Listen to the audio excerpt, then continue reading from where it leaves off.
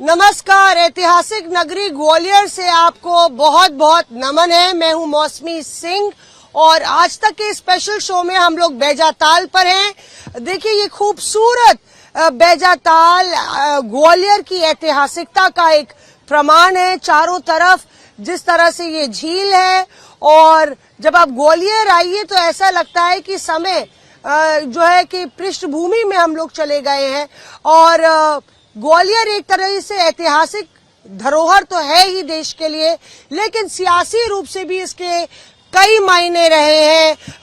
दशकों से हमने देखा है कि जो सियासी उठापटक चली उसने देश की राजनीति पे अपना असर डाला है और ग्वालियर को वीवीआईपी सीट भी माना जाता है। तो बैजाताल से हमारी ये खास पेशकश आपके पास। हमारे पास ग्वालियर के नुमाइंदे हैं, वोटर्स हैं, हमारे पास नेता भी हैं, अभिनेता नहीं है पर हाँ हमारे पास नेता जरूर है। हमारे पास युवा हैं और छात्र हैं जो दूर दूर से आए हैं। और चलिए बात करते हैं, लेकिन शुरुआत करेंगे हम एक संगीत से, क्योंकि यहाँ पे मधुर मित्र संगीत ग्रुप है।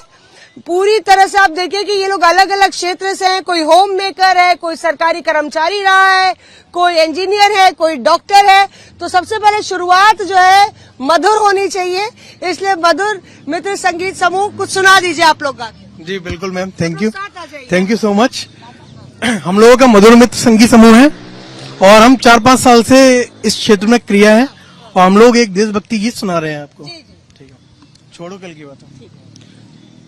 इधर इधर इधर उधर सामने। हाँ, छोड़ो कल की बातें, कल की बात पुरानी, नए दौर में लिखेंगे हम मिलकर नई कहानी। हम हिंदुस्तानी, हम हिंदुस्तानी, हम हिंदुस्तानी, हम हिंदुस्तानी। जय हिंद, जय हिंद, जय भारत। संदेश से आते हैं, संदेश से आते हैं, हमें तड़पाते हैं। वो चिट्ठी आती है, वो पूछे जाती है कि घर कब आओगे, कि घर कब आओगे, लिखो कब आओगे, कि तुम बिन ये घर सूना सूना है। आते हैं, हमें तड़पाते हैं, वो चिट्ठी आती है, वो पूछे जाती है कि घर कब आओगे, कि घर कब आओगे, लिखो कब आओगे, कि तुम बिन ये घर। Thank you. बहुत खूबसूरत। अभी हम लोग और भी गीत इनसे सुनेंगे, पर देखिए और इनके बारे में भी जानेंगे। पर ग्वालियर का कुछ मिजाज ऐसा ही है। यहाँ पे सियासी तड़का भी है, यहाँ पे जो पारंपरिक ट्रेडिशंस हैं वो भी जीवंत हैं आज भी, और जो संस्कृति है, सभ्यता है, उसकी भी झलक दिखती है। लेकिन जैसा कि इन्होंने कहा कि संदेशे आते हैं, तो सियासी क्या संदेशा आ रहा है ये जानने के लिए हमारे साथ दो नेता भी हैं। एक भाजपा से हैं पारस साहब जो मौजूद हैं, और धर्मेंद्र जी हैं जो कि कांग्रेस से हैं। तो उन दोनों से हम लोग जानेंगे और हमारे सहयोगी सर्वेश हमारे साथ मौजूद है। तो सर्वेश, सबसे पहले आपसे टिप्पणी ले लेते हैं, क्योंकि हम लोग ग्वालियर में हैं और ग्वालियर की लोकसभा सीट क्यों खास है, ये आप हमारे दर्शकों को बताइए। जी बिल्कुल, ग्वालियर की जो लोकसभा सीट है वो कई मायने में खास है। यहाँ माँ बेटे यहाँ से सांसद रहे हैं, पिता पुत्र सांसद रहे हैं, और अटल बिहारी वाजपेयी जैसे व्यक्ति एक बार चुनाव हारे हैं और एक बार जीते हैं। भविष्य में जाके वो देश के प्रधानमंत्री बने और भारत रत्न बने। दूसरे तरीके से यह माने तो ग्वालियर की जो लोकसभा है वो कलंकित भी करती है। यहाँ 2005 में राम सेवक बाबू जी सांसद थे, वो रिश्वत लेने के मामले में वो निलंबित हुए। तो कई मामले में यहाँ वीवीआईपी सीट ये मानी जाती है ग्वालियर की। ऐतिहासिक और हेरिटेज है ही काफी मायने में। अब यहाँ हम खड़े हैं, ये भी मध्य भारत कालीन जो यहाँ विधानसभा थी 1956, 30 अक्टूबर बारे में 1956 तक मध्य भारत की विधानसभा इसी बिल्डिंग मोती महल में जो लगती थी, जिस तरीके से आप देख सकते हैं, ये 1 नवंबर 1956 जब मध्य प्रदेश का गठन हुआ उसके बाद भोपाल राजधानी हुई। जिस तरीके से आप देख सकते हैं यहाँ भी 2007 से बराबर भारतीय जनता पार्टी का यहाँ गढ़ है। जहाँ हम अभी सियासत पे आए उससे पहले हम जानना चाहते हैं जहाँ हम खड़े हैं ये जो ताल है बैजा ताल, उसका क्या महत्व है? ये बैजा ताल है। यहाँ पर ये मोती महल, यहाँ मोती वाले राजा कहे जाते हैं, तो उनके सामने ये जो कहते हैं घर में अपने जब आजकल स्विमिंग पूल बोलते हैं, तो उसी तरीके से बैजाबाई थी। बहुत अच्छी हमारे साथ धर्मेंद्र जी भी और डिटेल बताएंगे। बैजाबाई सिंधिया राजवंश की एक योद्धा महिला थी जो सामाजिक कार्यों में ज्यादा रुचि रखती थी, योद्धा भी थी, और वो अपने द्वारा जोड़े गए धन को समाज के कार्यों में लगाती थी, और उन्हीं की याद में ये बैजाताल बना है। अच्छा, तो देखिए वो ये एक योद्धा थी बैजाबाई, जिस तरह से बता रहे हो, और यहाँ पे अब एक पर्यटन स्थल भी हो गया है जो कि बहुत खूबसूरत है। लेकिन नेताओं के पास नेतागिरी के बारे में जानने से पहले हम युवाओं से बात करेंगे और आम जनता से बात करेंगे। आप क्या सोचती हैं कि युवाओं को क्या चाहिए?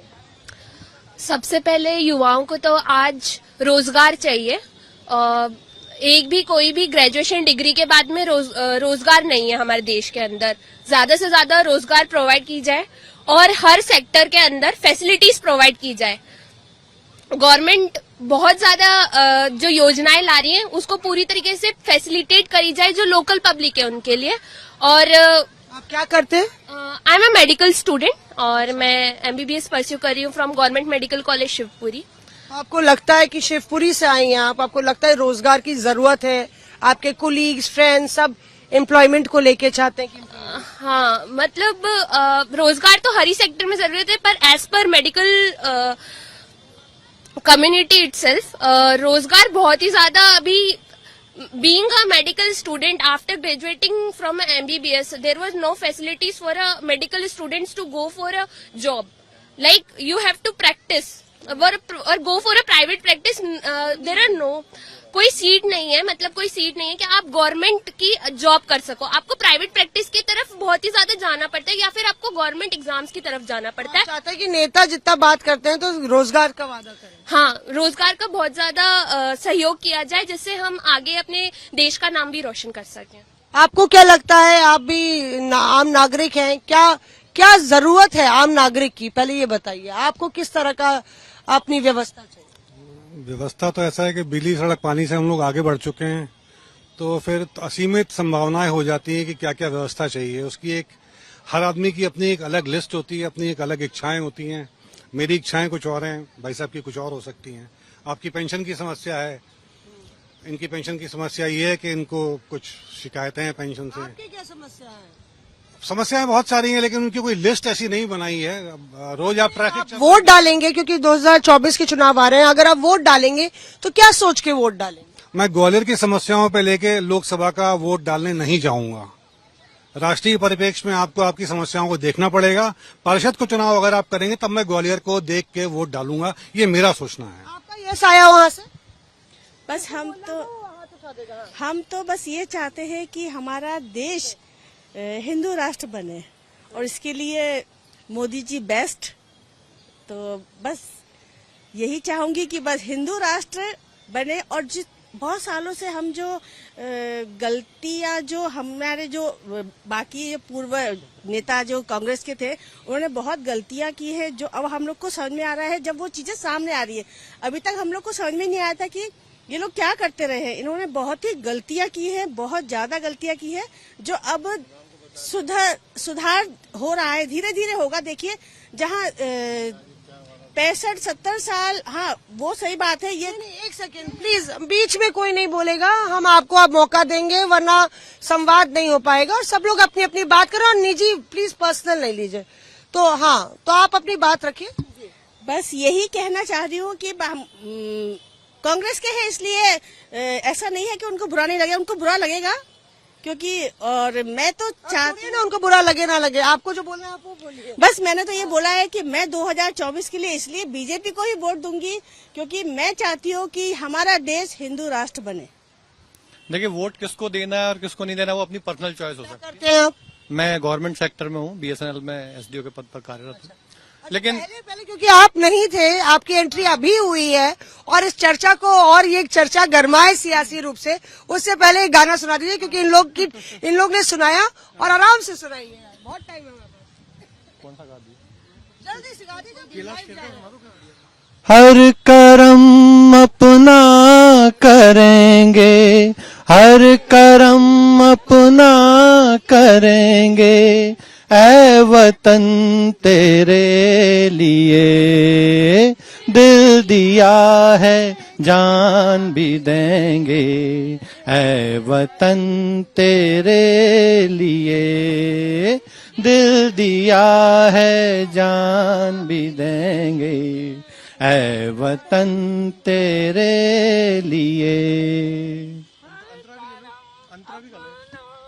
करेंगे ऐ वतन तेरे लिए दिल दिया है जान भी देंगे, ऐ वतन तेरे लिए दिल दिया है जान भी देंगे, ऐ वतन तेरे लिए। भारत प्यारा देश हमारा, तन मन उस पर वारेंगे, भारत प्यारा देश हमारा, उस पर तन मन वारेंगे। Thank you. भारत माता की, भारत माता की, भारत माता की।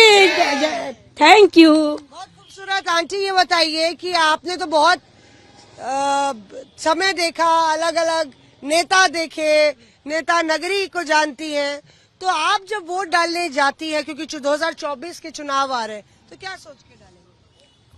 मैं पकड़ी हुई। अच्छा, वो तो देखो ऐसा है, उस समय की परिस्थिति देखी जाएगी पहले तो, और जो मतलब जिस उससे मतलब जुड़ा हुआ है वो तो अपना, जैसे कोई कांग्रेस से जुड़ा है तो वो तो अपने कांग्रेस उसको देगा। अरे आप गोल मोल जवाब दे रही हैं, आप क्या सोच के डालेंगे?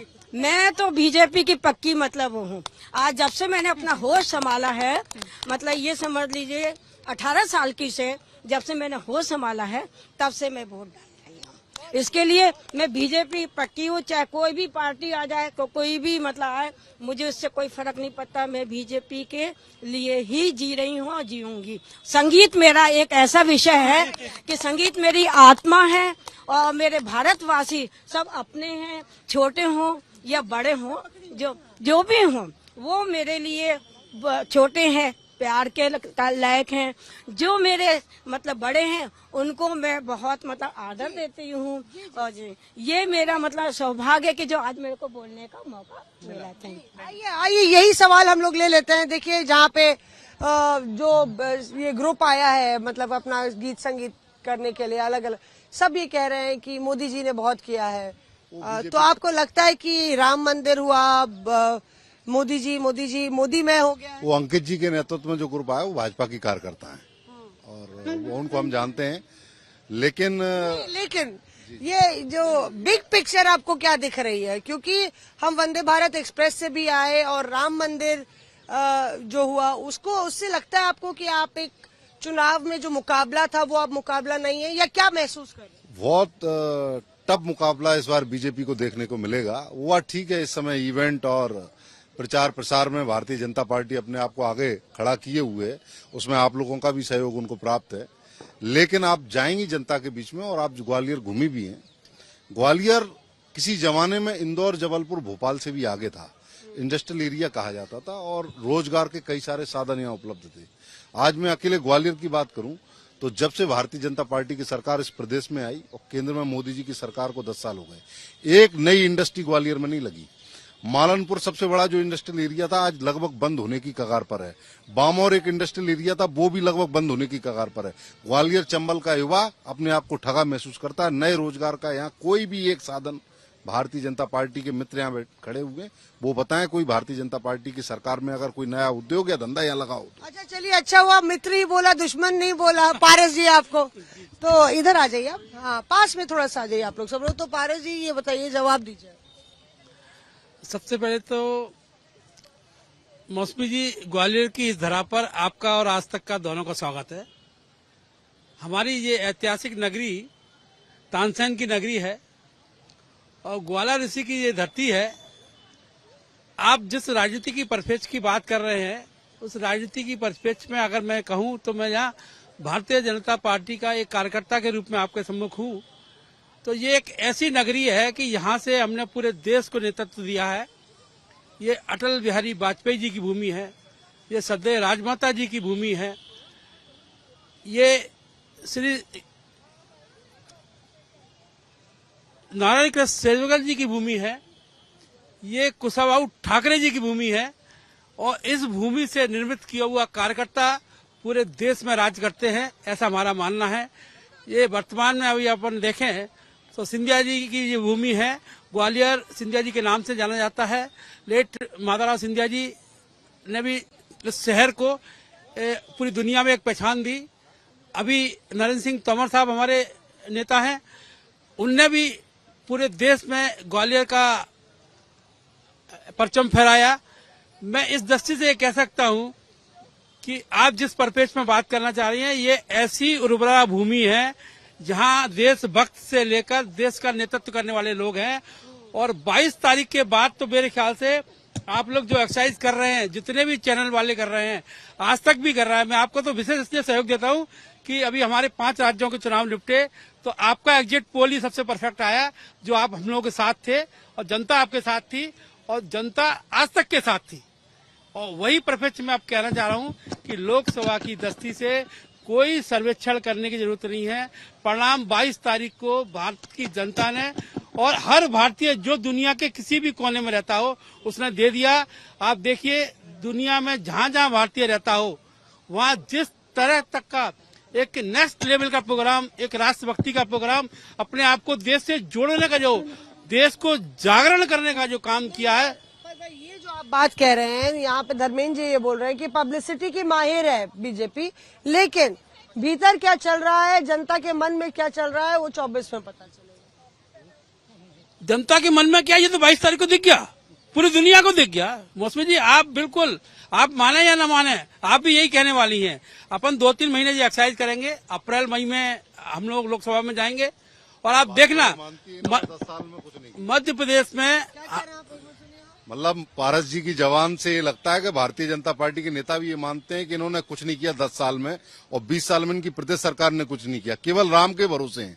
राम के नाम पर पहले चंदा बटोरा, अब राम के नाम पर वोट बटोरने की प्रार्थना है। धरातल पर हम करोड़ युवाओं को रोजगार देने का वादा किया मोदी जी ने सालाना, 10 साल हो गए। 2 करोड़ युवाओं को रोजगार देने का वादा किया मोदी जी ने पहली बार जब प्राइम मिनिस्टर बनकर आए। सारे युवाओं ने भर भर कर वोट दिया। 10 साल हो गए, इस हिसाब से 20 करोड़ युवाओं को रोजगार मिल जाना था। क्या हुआ उस रोजगार का? बहुत हुई महंगाई की मार। अब की बार मेरी सरकार का नारा दिया था मोदी जी ने, क्या हुआ महंगाई का? 400 का सिलेंडर 1000 के पार है। सर्वेश ये पूछना चाहते हैं, जिस तरह से ये पारस जी क्लियर कट है, पारस जी बात कर रहे हैं कि 10 साल में क्या हुआ, राम मंदिर के कभी जिक्र करते हैं, यहाँ पे ये बताते हैं कि राम मंदिर अलग बात है, जनता जो है रोजगार चाहती है, रोटी कपड़ा मकान चाहती है। तो मध्य प्रदेश के मन में क्या चल रहा है? मध्य प्रदेश के मन में तो अभी जैसे कहें कि जिस तरीके से जो रुझान देख रहे थे, मुद्दे सबसे, ग्वालियर का खैर मुद्दा तो सबसे बड़ा बेरोजगारी का मुद्दा है। यहाँ जिस तरीके से कोई भी रोजगार, ग्वालियर एक जमाने में जो जयपुर से टक्कर लेता था, आज ग्वालियर इंदौर और भोपाल से भी पीछे है। तो ये पूरा कारण श्रेय सही मायने में देखा जाए तो कहीं ना कहीं भारतीय जनता पार्टी का है। या जो ग्वालियर में बड़े बड़े विकास कार्य देखते हैं वो सिंधिया घराने से जुड़े हुए हैं, चाहे पुराना रेलवे स्टेशन हो, चाहे यहाँ ट्रेन चलाई हो, चाहे अब वो आज की डेट में भी जब ज्योतिरादित्य सिंधिया है तो एयरपोर्ट ले सकते हैं, एलिवेटेड रोड ले सकते हैं। तो जो ये भाजपा के पारस जी भी खड़े हैं, मैं इनसे ही 18 साल में कोई ऐसे विकास कार्य जिस तरीके से नहीं दिखाई दिए जैसे एयरपोर्ट आज दिख रहा है। तो ये 18-20 साल जो निकले हैं, जो ग्वालियर है हर महीने में इंदौर और भोपाल से कई गुना 20% कह सकते हैं 100 की तुलना में। तो इसलिए यहाँ की डिमांड जो विधानसभा में ये थी कि इस अंचल का मुख्यमंत्री बनना चाहिए। मुख्यमंत्री बनेगा तभी यहाँ का विकास आगे बढ़ेगा, क्योंकि केंद्रीय मंत्री तो नरेंद्र सिंह तोमर भी रहे, दो केंद्रीय मंत्री रहे, लेकिन वो विकास नहीं दिखा। फिर भी मैडम कुछ कहना चाहती हैं, उनकी सुन लेते हुए। पारस जी आपके पास आए हैं। इन्होंने बेरोजगारी की बात की तो मैं कहना चाहूंगी कि यहाँ जेसी मिल थी पहले, और जब अब आप ये बताइए, आप ग्रुप से तो है पर आप बीजेपी से हैं, तो जिक्र आया तो वो क्लियर कट दर्शकों को पता होना चाहिए कि आपका क्या स्टेट है। हाँ, बीजेपी से अब आ गई हूँ, पहले मैं कांग्रेस में नहीं, मैं तो एडवोकेट हूँ, मैं तो पहले मैं कांग्रेस की समर्थक थी, समर्थक हैं आप? अच्छा, समर्थक है। अब मैं बीजेपी की समर्थक हूँ।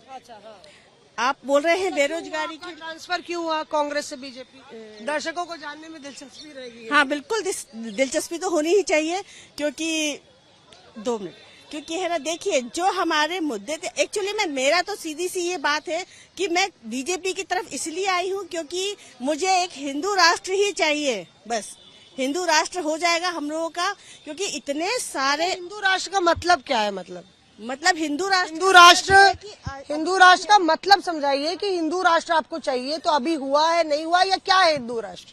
हिंदू राष्ट्र ऐसा नहीं हुआ है, क्योंकि क्या है हिंदू राष्ट्र? हिंदू राष्ट्र ये है ना कि अभी देखा है ना आपने, राम मंदिर बन रहा है, राम मंदिर बना है अभी, और इतने सालों से रामलला थे, जो बाबरी मस्जिद थी जो 91 में ढही है, उसके बाद भी कांग्रेस ही रही ना, तो कांग्रेस ने कोई एजेंडा तो उसके लिए लिया नहीं, लेकिन अब इन्होंने आके लिया। हिंदू राष्ट्र ऐसे हुआ ना कि अभी तक तो हिंदुओं को बहुत दबाया गया है, आज हिंदू आगे आके बोलने की स्थिति में आ गया है। अभी आप कह रही है कि स्थिति में नहीं था हिंदू। अच्छा, नहीं, आप ये कह रही हैं कि ग्वालियर, एक सेकंड, मैं आपको दूंगी मौका। मैं ये कह रही हूँ कि आप ये कह रही हैं कि ग्वालियर से ज्यादा कि आपको अपने गली, सड़क, बिजली या विकास या रोजगार से ज्यादा आपको राष्ट्रीय पिक्चर चाहिए। समझ गए? उनको नेशनल पिक्चर चाहिए, जैसे कि यहाँ पे आनंद सिंह ने भी बोला रहा था आपके माध्यम से। बहन ने कहा अभी हिंदुओं को बहुत दबाया गया, बहुत कमजोर। इसका मतलब अभी जो सत्ता पर काबिज है वो बहुत कमजोर हैं। अभी हिंदू राष्ट्रपति, हिंदू प्रधानमंत्री और हिंदू मुख्यमंत्री, उसके बावजूद हिंदू कमजोर है। तो इसका मतलब कांग्रेस की सरकार अच्छी थी जब मुस्लिम राष्ट्रपति था, सिख प्रधानमंत्री था और हिंदू गौरव से कहता था हम हिंदुस्तानी हैं। ये हिंदू, आप कैसी बात करते हैं? मैं भी हिंदू हूँ, मैं हिंदू हूँ, ब्राह्मण हूँ। अच्छा, एक सेकंड, मैं सुना देता हूँ खड़ा होके। आपको रामस्तुति आती है पूरी? मैं सुना देता हूँ, आप सुना दीजिए। चलिए, पता लग जाएगा कौन कितना बड़ा हिंदू है। ये राम स्तुति आने से क्या आप हिंदू माने जाएंगे क्या? मैं हिंदू नहीं बोल रहा। नहीं, हिंदू है तो हिंदुओं के लिए क्या किया आपने, फिर बताइए ना। तो यही तो बता रहा हूँ, हिंदू सभी बराबर हैं। देखिए, आप कितने ज्यादा हिंदू हैं या कि ये कितने ज्यादा हिंदू हैं, ये फैसला हम जनता पे छोड़ देते हैं। आपने अपनी बात कही, इन्होंने भी अपनी बात कही, और हम बाकी लोगों से भी जानना चाहते हैं। आप भी बताइए कि ग्वालियर में आप कितने सालों से हैं? मैम, मैं तो शायद मेरी बर्थ प्लेस तो दूसरे यूपी में था, बट मैं बाद में फिर यहीं पे हूँ, यहीं से। ग्वालियर क्या मांगता है? ज्योतिरादित्य सिंधिया का जिक्र हो रहा है कि सिंधिया चुनाव लड़ सकते हैं। मैम देखिए, मैं आपको बताऊं कि ना कांग्रेस के जमाने में जो था उससे बहुत ज्यादा डेवलप हुआ है अभी बीजेपी के जमाने में। और बस यही है कि हम तो यही चाहते हैं कि जो महिलाओं की जो सिक्योरिटी की बात है वो बहुत ज्यादा सुधरी है बीजेपी। महिला सुरक्षा एक मुद्दा था, बहुत सुधरी है। पेंशन की बात कर रहे थे आप कि पेंशन की आपको दरकार है। पेंशन 2004 से बंद कर दी गई है।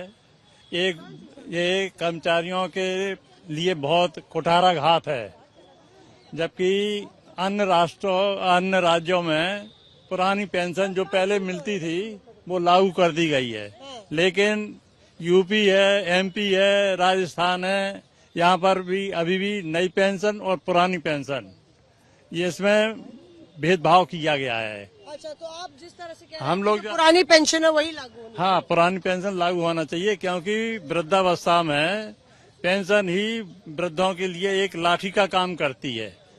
उन्हें उसी का सहारा होता है और उसी का सिंबल मिलता है और उससे उनको आत्मबल का में भी प्रोग्रेस होती है। चलिए, ये हो गई मुद्दों की बात। ज्योतिरादित्य सिंधिया का जिक्र चला आया है तो उसकी बात भी कर लेते हैं, क्योंकि जगह जगह आप देखें कि आपको बता दें कि 1984 में अटल बिहारी वाजपेयी माधवराव सिंधिया से चुनाव हारे थे, लेकिन उसके बाद वो प्रधानमंत्री बने और लगातार उनकी ये कर्म भूमि रही है। तो सियासत जो है ग्वालियर में सराबोर है।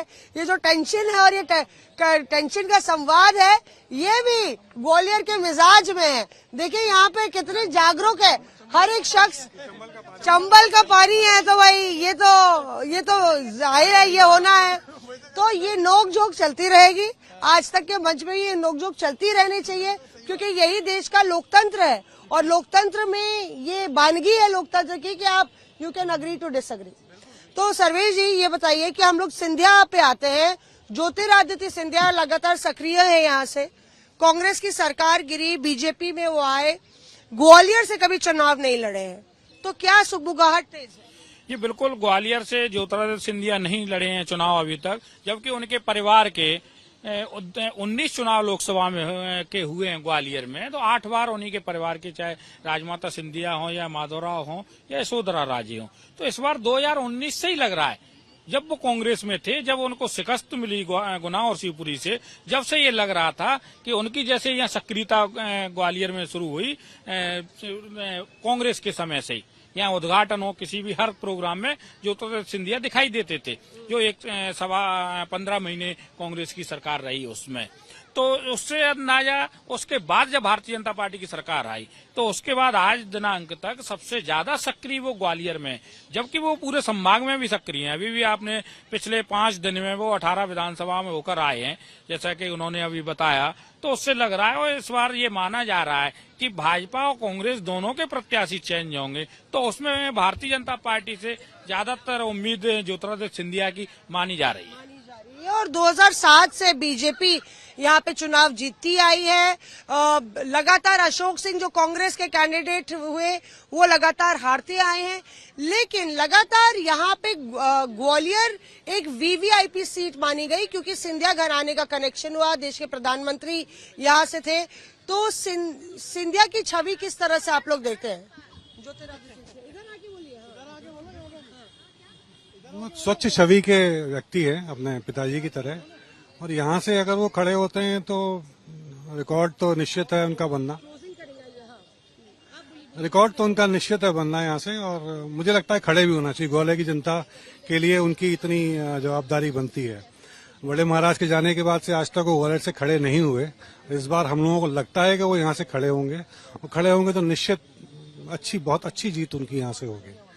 क्योंकि सबसे बड़ी बात है आजकल नेशनल परिप्रेक्ष्य में, अगर राष्ट्रीय परिप्रेक्ष्य में आप देखें तो वो कहीं ना कहीं हर वक्त हमें दिखते हैं काम करते हुए मोदी जी के साथ में। ग्वालियर उससे कनेक्ट करता है कि ज्योतिरादित्य सिंधिया प्रधानमंत्री के बगल में लगातार कुछ इस तरह के प्रोजेक्ट्स हो रहे हैं। अभी अयोध्या का जो एयरपोर्ट, इंटरनेशनल एयरपोर्ट है, उस दौरान भी वो प्रधानमंत्री के साथ चलते हुए नजर आए। बिल्कुल, वो इससे ग्वालियर की जनता अपने आप को बिल्कुल कनेक्ट करेगी, और हमें पूरी उम्मीद है कि वो यहाँ से खड़े होंगे, और खड़े होंगे, आगे जाएंगे, ग्वालियर के लिए बहुत काम करेंगे, किया भी है, आगे भी करेंगे। आइए जनता की राय ले लेते हैं। यंगस्टर से लेके ज्योतिरादित्य सिंधिया आपको लगता है यहाँ से लड़ेंगे और आप चाहेंगी लड़ेंगे सिंधिया से कनेक्ट है? मैम, एक्चुअली जिस कॉलेज में मैं पढ़ती हूँ उन्हीं का नाम उनकी दादी जी के ऊपर रखा गया है, श्रीमंत राजमाता विजया राजे सिंधिया। तो मैं चाहूंगी कि वो यहाँ से लड़े, क्योंकि पूरी की पूरी ग्वालियर और पूरी ये जो सिंधिया सिटी है पूरी, मतलब गुना, शिवपुरी और ग्वालियर, तो उन्हें इधर की पब्लिक को मौका देना चाहिए कि जिस तरीके से ज्योतिरादित्य सिंधिया को हम सपोर्ट कर सके और वो यहाँ से जीत सके। सिंधिया लड़ेंगे तो आपका पलड़ा भारी है? भारतीय जनता पार्टी का पूरा पलड़ा भारी है। पिछली बार हम 28 सीटें जीते थे, इस बार हम 29 सीटें पूरी जीतने वाले हैं। और यहाँ पे ये कहा जा रहा है कि अगर सिंधिया लड़ेंगे तो उनको अपसेट करने के लिए भी बहुत आपके बीजेपी के धुरंधर है। ये आप मेरे जो भाई लोग ऐसा सोचते हैं, उनको अपनी सोच को एक बार फिर से रिव्यू करना चाहिए। मुझे नहीं लगता कि अब देश में किसी भी सीट पे हमें चुनौती है। पूरे 540 में से मुझे लगता है कि 40 हम छोड़ेंगे, 400 पार तो निश्चित है ही हम। ये अति विश्वास इसलिए इन्हें लग रहा है ईवीएम इनकी है, लेकिन आप जनता के बीच में जाइए, मध्य प्रदेश के लोकसभा चुनाव में इनके दांत खट्टे हो जाएंगे इस बार। और रही बात देश की, तो देश में इंडिया गठबंधन इनको मजा चखाने वाला, आने वाले चुनाव में आपको पता लग जाएगा। तो चलिए यहाँ पे क्लोजिंग करते हैं। बढ़िया सा शानदार एक गीत एक साथ सुना दीजिए आप लोग, सब लोग। नहीं, इसी में सुनो गौर से दुनिया वालों करते हैं। सुनो गौर से दुनिया वालों, बुरी नजर ना हम पे डालो, चाहे जितना जोर लगा लो, सबसे आगे होंगे हिंदुस्तानी। हिंदुस्तानी हमने कहा है, तुम भी कहो, हमने कहा है जो तुम भी कहो। आओ हम मिलजुल के नाचे अब तो यारो, अपना जहां है सबसे प्यारा। आओ हम मिलजुल के बोले सबसे यारा, अपना जहां है सबसे प्यारा। हमने कहा है जो तुम भी कहो। हो हो हिंदुस्तानी हो